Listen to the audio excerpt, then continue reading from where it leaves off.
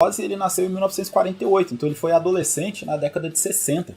É a década da explosão dos Beatles, do movimento hippie, aqueles movimentos de contracultura, de paz e amor. E aí ele se interessou por música porque ele gostava muito dos Beatles.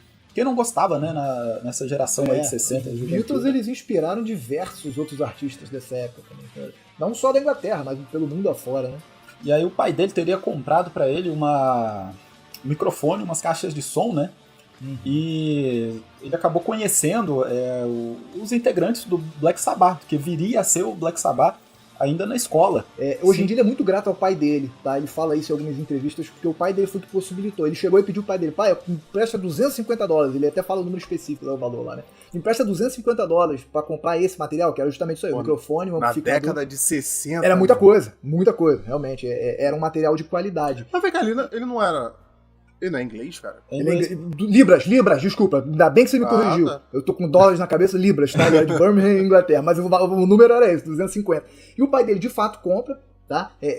Resolve acompanhar ele nesse sonho aí. E o lance o Ozzy, ele não tinha banda e nunca tinha feito, assim, uma carreira musical. Ele nunca tinha cantado nada, ido, sei lá, num pub e tocar alguma coisa.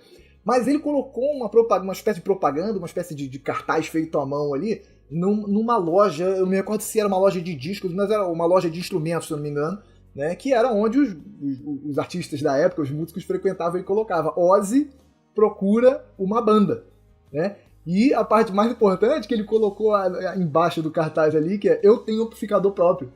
Né? Então, apesar das pessoas não conhecerem... Muito importante. Apesar das pessoas não conhecerem ele, né, ainda muito jovem, inclusive, estava na época da escola, como o Raul falou, mas aí quando o pessoal viu aquele cartaz, justamente os 3 primeiros integrantes da banda Black Sabbath, eles estavam procurando um vocalista e bateram o olho ali, não foi nem pelo vocalista, mas foi pelo amplificador que ele já tinha ali. Eu tenho uma história aí parecida com isso, e eu posso dizer que, pelo menos assim, nesse meio aí do pessoal sem grana, isso é extremamente importante, tá? A primeira banda que eu entrei, eu já falei em outros episódios aqui, mas pra quem não ouviu, eu sou aquele cara E hoje vai dar uma palhinha, no meio do episódio, do nada, ele vai pegar aquela guitarra ali atrás, rapaziada, e vai mostrar pra vocês que não é só garganta. Tirar o som.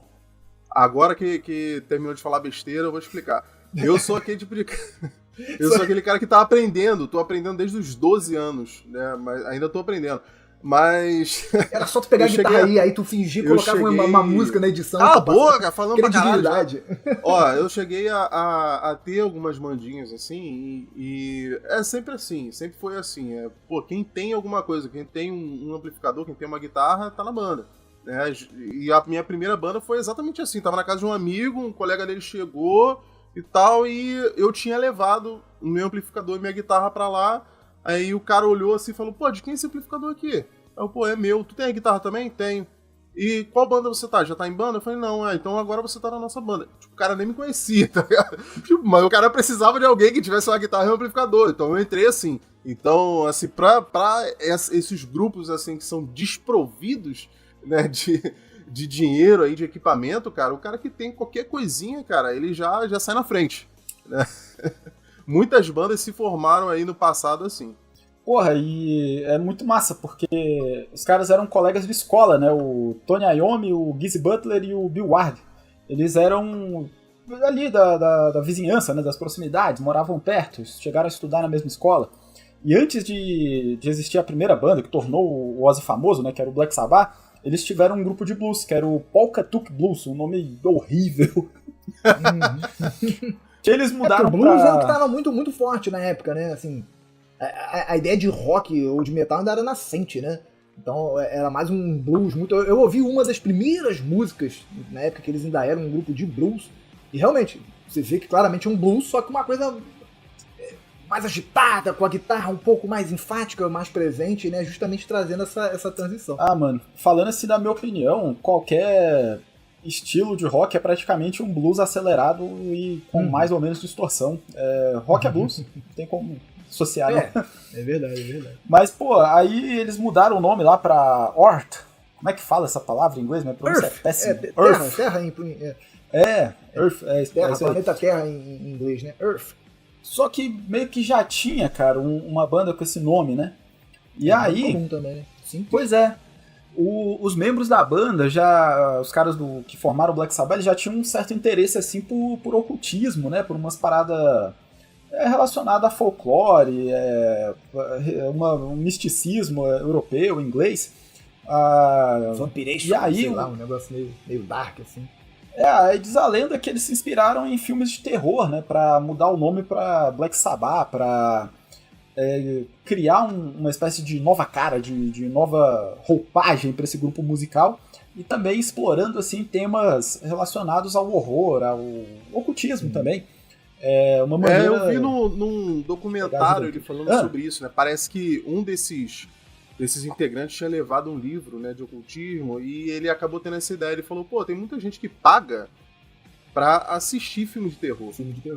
Então, por que não compraria um disco de terror? Essa é a ideia original. E eu acho isso muito interessante, cara, porque a gente até já fez um episódio que deu uma pincelada aí sobre... uma pincelada geral sobre pânico satânico, né, e tal. Mas, assim, muitas mães evangélicas, principalmente, mas muita gente acha realmente que essas bandas de metal, assim, que lidam com o ocultismo, até com o satanismo e tal, são realmente pessoas satanistas, adoradores do diabo e tal, mas eu sempre vi, assim, como, cara, os caras, da mesma forma que se faz um filme de terror, né, que se faz um filme de ação, ou de terror, de comédia, o cara, ele tá te mostrando uma arte ali voltada para algum tipo de sentimento, ou com algum cenário. Então ele tá te vendendo uma história, de certa forma, né? Não necessariamente eles são ocultistas ou adoradores do diabo e tal. Eu sempre vi assim dessa forma, né? Os caras são performáticos e eles precisam chamar atenção de alguma forma. Porque a indústria da música é uma coisa muito difícil, né? Você tem que chamar atenção, você tem que ser diferente, né? E eu vejo, cara, que foi uma parada genial eles terem essa ideia de transformar o terror e o misticismo com música numa época que isso não era comum. Hoje em dia, a gente tem milhões de bandas, assim, né? Na época, não. Então, assim, era uma coisa bem original. Tem muito a ver com a ideia de repulsividade, com uma ideia de juventude que vinha dos anos 60. Os anos 60, como eu falei, foram aquela era do movimento hippie, da paz e amor, da era de Aquários.